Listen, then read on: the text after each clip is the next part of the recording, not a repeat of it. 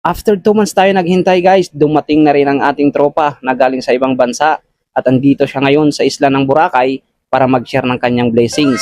Ang bibilhin natin guys ay bigas at samahan na rin natin ng mga simple groceries. 200 kilos pala guys na bigas ang nabili namin. Kitang-kita naman sa mata ng ating sponsors ang kasiyahan niya.